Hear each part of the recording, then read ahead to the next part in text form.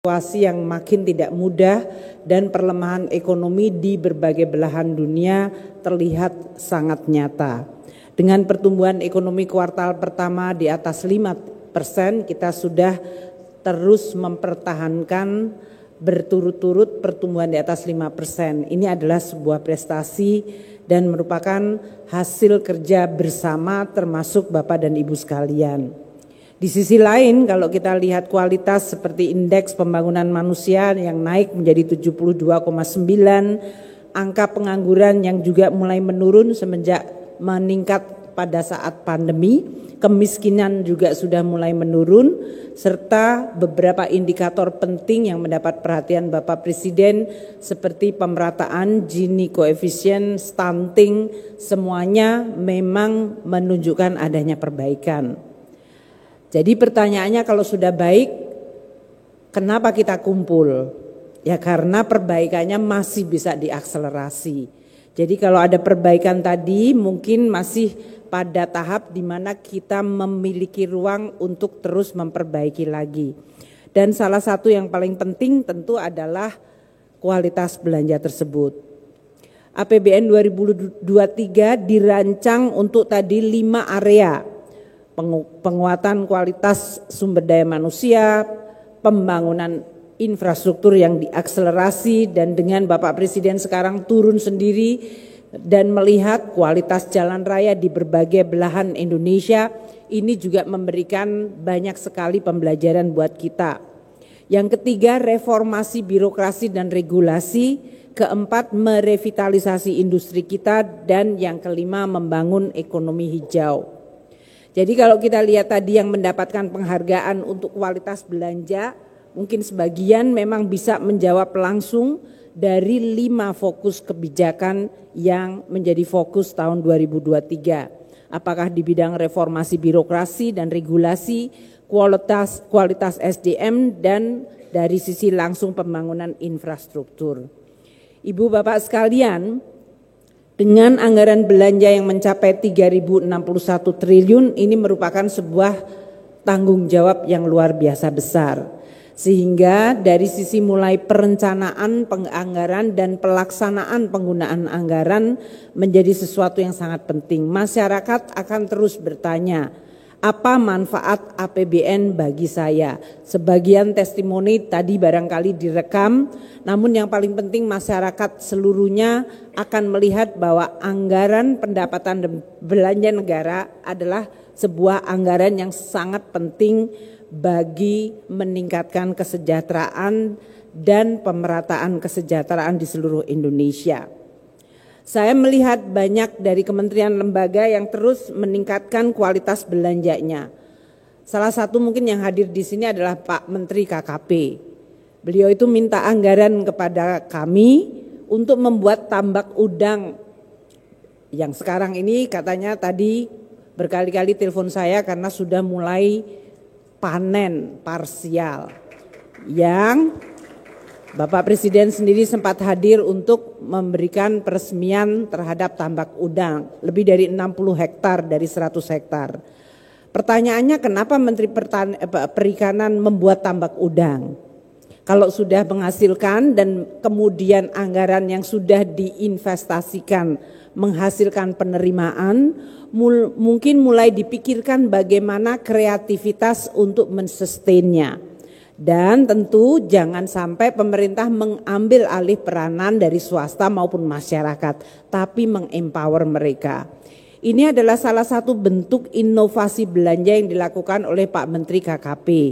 Tentu saja tadi yang mendapatkan ranking semuanya pada hari ini, kecuali satu, Kementerian Keuangan, semua mendapat tepuk tangan. Jadi pembelajarannya mungkin Menteri Keuangan besok lagi tidak boleh ikut berkompetisi, karena pasti apapun yang diperoleh juga dianggap tidak objektif. Tapi Menteri Keuangan dan Kementerian Keuangan akan tetap dimonitor indikator pencapaiannya. Tapi tidak perlu harus ikut di dalam ranking karena selalu akan dianggap tidak adil. Jadi ini juga sesuatu pembelajaran. Itu yang saya anggap sebagai suatu kepekaan publik. Jadi kita juga semuanya mungkin paham. Yang kedua, di luar tadi yang sudah disampaikan bahwa indikator kualitas belanja tadi dilihat dari EK dan IKPA, itu kita juga akan melihat di dalam bagaimana Bapak dan Ibu sekalian bisa menjelaskan ke publik. Karena masyarakat itu di dalam era media sosial dan informasi yang terbuka, kalau Bapak dan Ibu sekalian belanja dan kualitas belanja baik tapi tidak mampu menjelaskan ke publik, masyarakat itu juga tidak ngeklik. Karena publik ini diisi dengan berbagai informasi yang versinya berbeda-beda. Jadi saya juga berharap Bapak dan Ibu sekalian selain mungkin hari ini mendapat penghargaan, namun sebaiknya masing-masing kementerian lembaga bisa menjelaskan ke publik berapa anggaran yang dikelola dan apa hasilnya bagi tujuan bernegara. Karena ini akan menjadi salah satu bentuk yang sangat penting.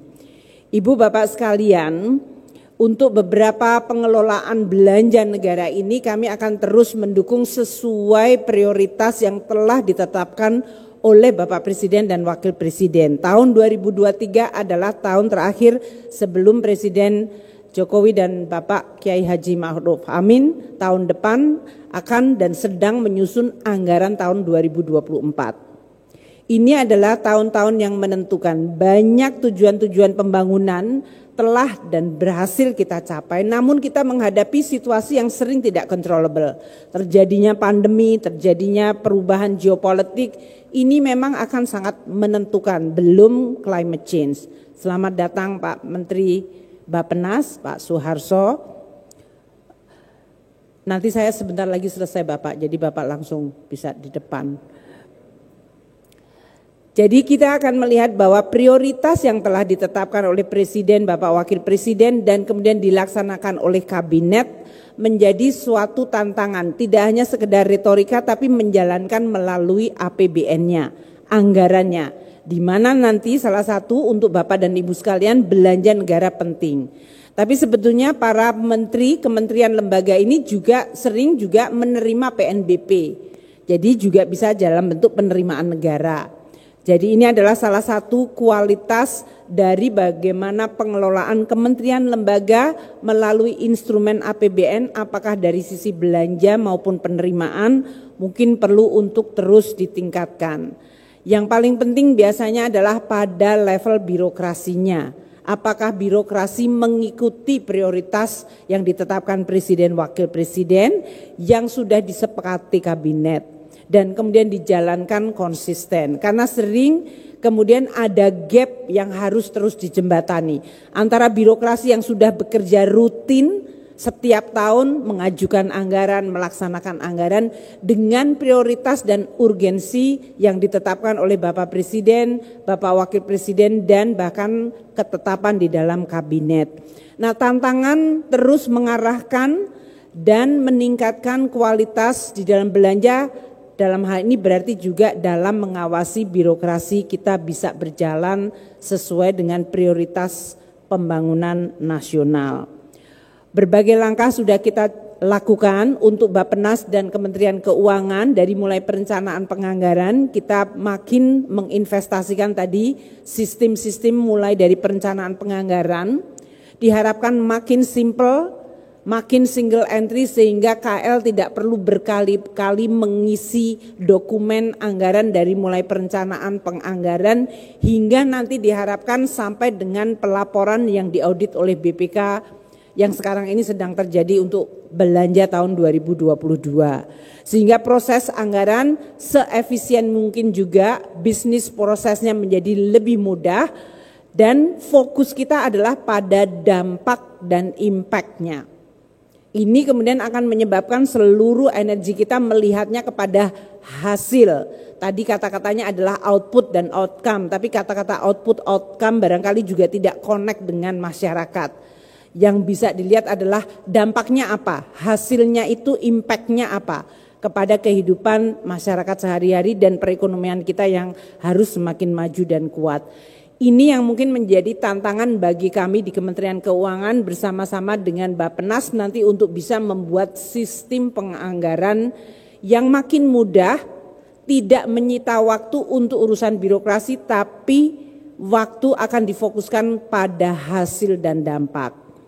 Yang kedua, tentu tadi disebutkan value for money.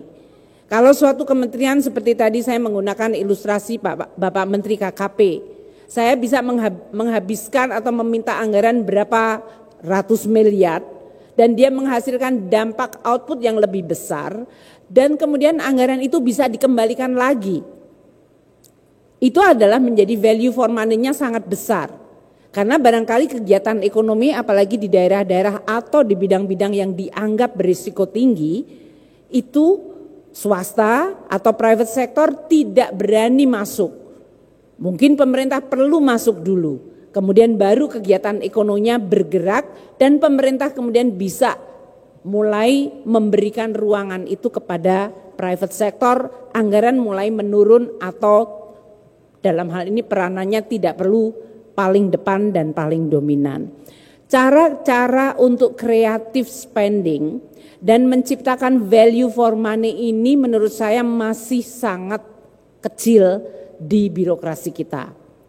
Oleh karena itu mungkin memang kompetensi dan skill untuk membuat belanja yang meaningful tadi menjadi sangat penting. Yang kreatif, inovatif bisa menciptakan lapangan kerja dan bahkan bisa membuat anggaran itu balik lagi kemudian diputar lagi untuk tujuan yang lain. Kita kalau balik lagi bukan tujuannya untuk masuk ke kas negara terus saya kekepin, tidak. Tapi dipakai untuk muter lagi supaya dia lebih bermanfaat lagi.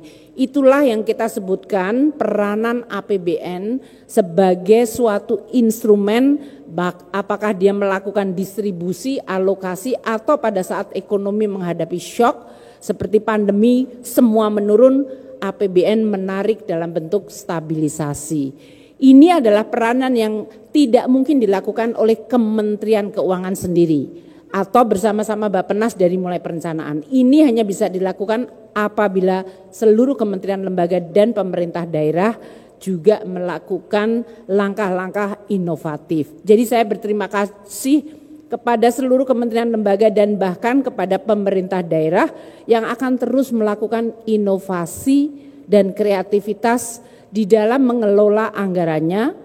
Dari sisi value for money, bagaimana setiap rupiah yang dikelola menghasilkan dampak semaksimal mungkin kepada masyarakat, kepada perekonomian, dan bahkan dia bisa diputer, tidak sekali habis pakai hilang.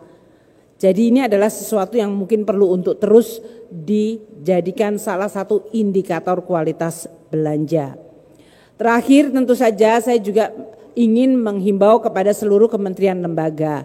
Dalam situasi di mana dunia saat ini dengan inflasi di negara-negara maju yang sangat tinggi, maka suku bunga itu naiknya bisa mencapai 500 basis poin atau naik 5%. Ini suatu biaya dari anggaran yang sangat tinggi.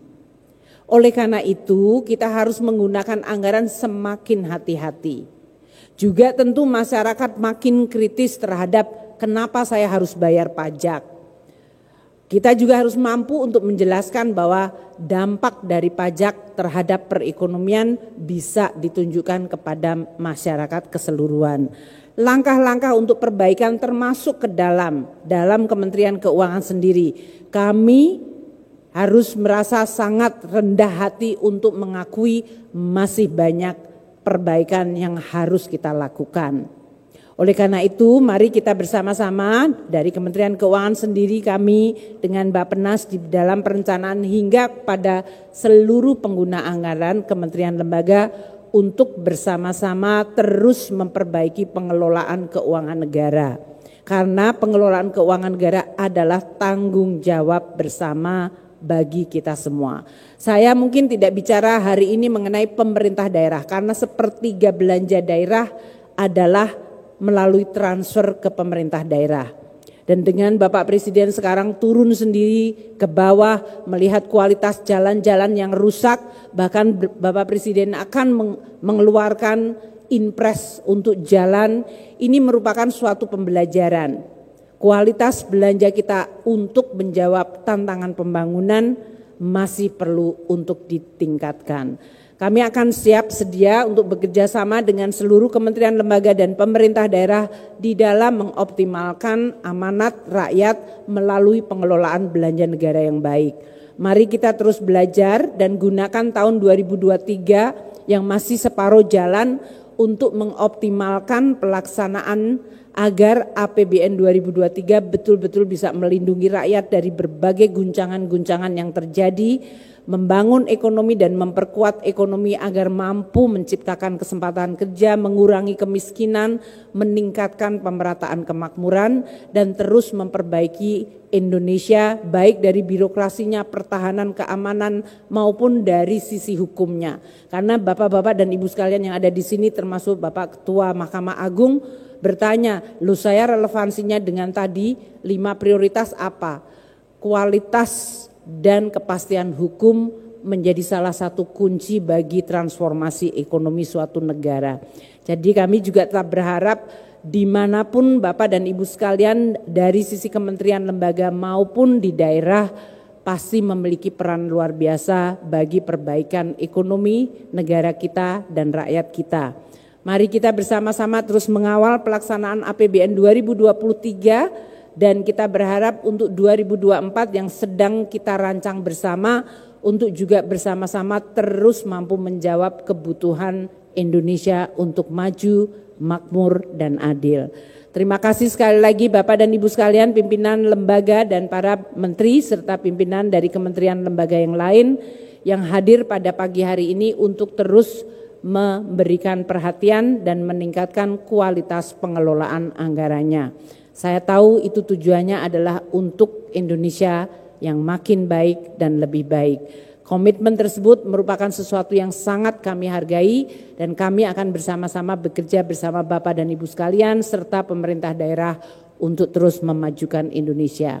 Demikian yang saya sampaikan, mohon maaf lahir batin karena ini masih juga dalam rangka Syawal. Jadi bagi kami semuanya, semoga Indonesia akan semakin baik dengan pelaksanaan anggaran dan belanja negara yang makin baik. Terima kasih. Wassalamualaikum warahmatullahi wabarakatuh. Republik Indonesia Prabowo Subianto menghadiri langsung pengukuhan ribuan hakim Mahkamah Agung di Gedung MA Gambir, Jakarta Pusat pada Kamis 12 Juni 2025. Kenaikan gaji hakim tingkat kenaikan bervariasi sesuai golongan.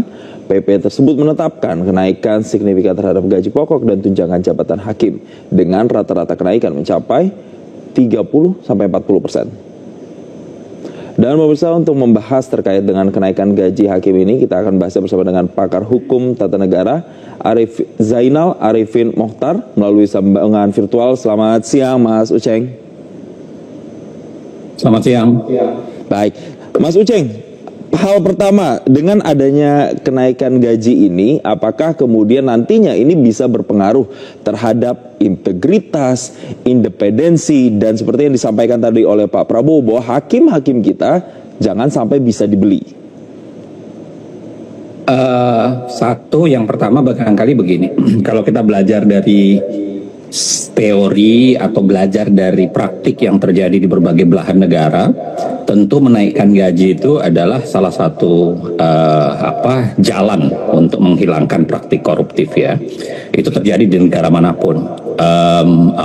Misalnya kalau kita baca pakar-pakar anti korupsi ya, itu selalu bercerita bahwa remunerasi, menaikkan gaji, menyesuaikan gaji dengan pengeluaran itu adalah salah satu cara ya, tapi selalu pada akhirnya itu tidak pernah dianggap sebagai satu-satunya cara. Jadi salah satu cara iya, tapi kalau dianggap sebagai satu-satunya cara itu yang harus kita tolak.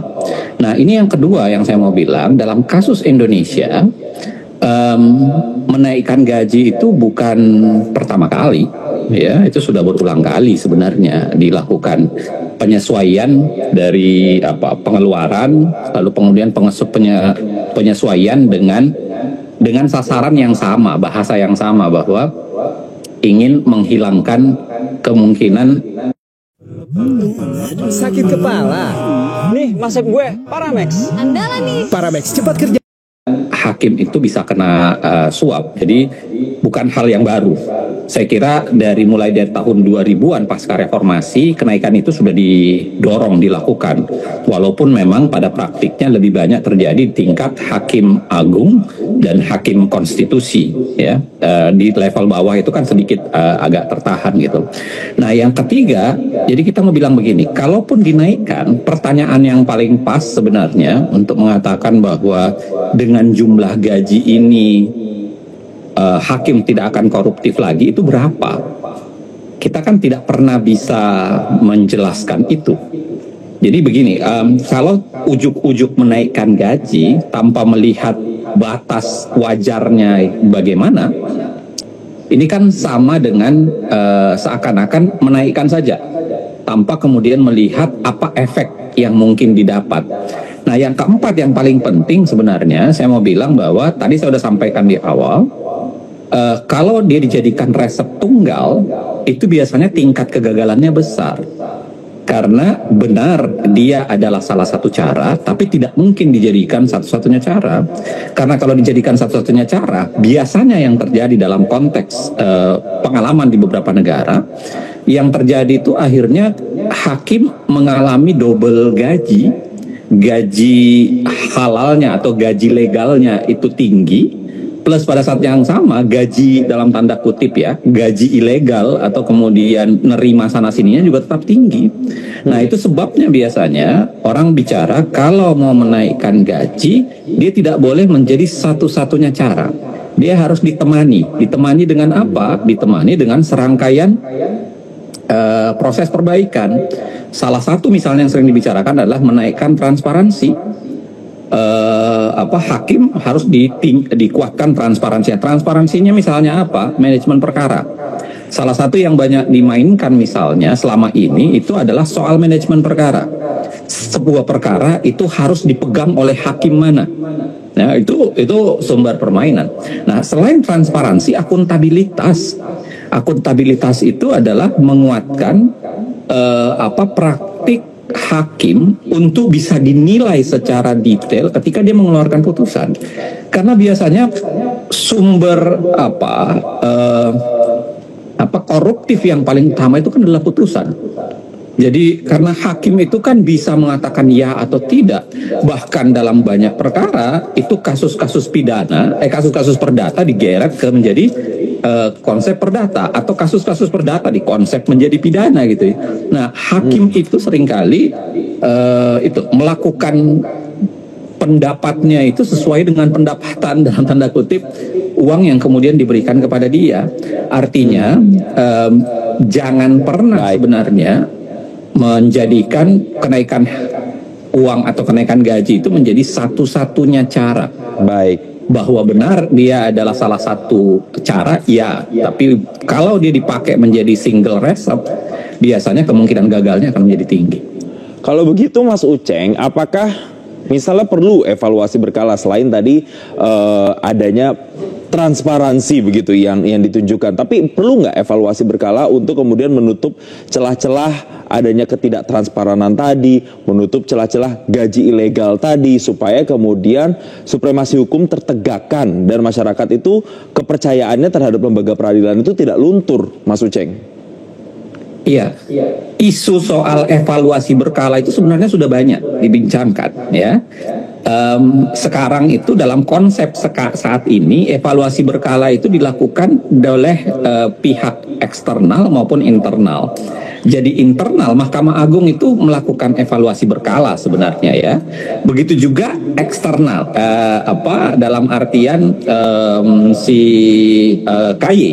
KY itu mengerjakan juga sebenarnya dalam tanda kutip. Walaupun KY ini mengalami perlawanan yang besar, biasanya kemampuan dia untuk melakukan pengawasan terhadap hakim itu seringkali makin digerus ya. Itu kalau teman-teman Mas Jason lihat misalnya pengujian di Mahkamah Konstitusi untuk menghilangkan kewenangan KY itu banyak sekali bentuknya, dan kemudian KY menjadi melemah. Nah, yang haram sebenarnya, dan ini belakangan dinaikkan oleh teman-teman politisi, itu adalah melakukan pengawasan berkala yang dilakukan secara politis. Nah, ini berbahaya sebenarnya. Ya, di Undang-Undang MK itu mau dimasukkan pengawasan berkala oleh politisi terhadap hakim. Begitu juga dulu pernah di Undang-Undang Mahkamah Agung atau perbaikan Undang-Undang Kekuasaan Kehakiman, itu ada upaya DPR untuk bisa masuk melakukan evaluasi berkala terhadap hakim. Jadi intinya begini, bahwa evaluasi berkala itu penting, iya, tapi tolong adresatnya atau pelakunya siapa itu harus di garis bawahi betul. Bahwa pengawasan internal Mahkamah Agung perlu, saya setuju. Pengawasan eksternal di tingkat komisi yudisial perlu. Bahkan menurut saya dalam konteks sekarang komisi yudisial itu harus ditingkatkan. Ya, karena komisi yudisial itu mengalami penurunan kemampuan pengawasan karena begitu banyak kewenangan pengawasannya yang dibatalkan oleh Mahkamah Konstitusi. Ya, kalau kita lihat mulai dari pengujian tahun 2006 sampai tahun 2024 kemarin itu cukup banyak tuh kewenangan pengawasannya yang kemudian kemampuan dia untuk mengawasi etika perilaku hakim itu direndahkan. Artinya begini, pengawasan internal Mahkamah Agung, yes. Pengawasan KY, yes. Bahkan harusnya di-upgrade, ditinggikan.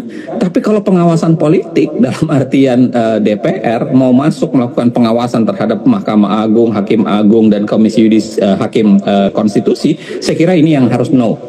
Artinya, ide pengawasan kita setuju, tapi tidak berarti ujuk-ujuk kita jadikan semua jenis pengawasan mau kita kelola, karena itu bisa berakibat bahaya juga, bisa terjadi politisasi terhadap kekuasaan kehakiman dan akhirnya mengancam independensi dari kekuasaan kehakiman.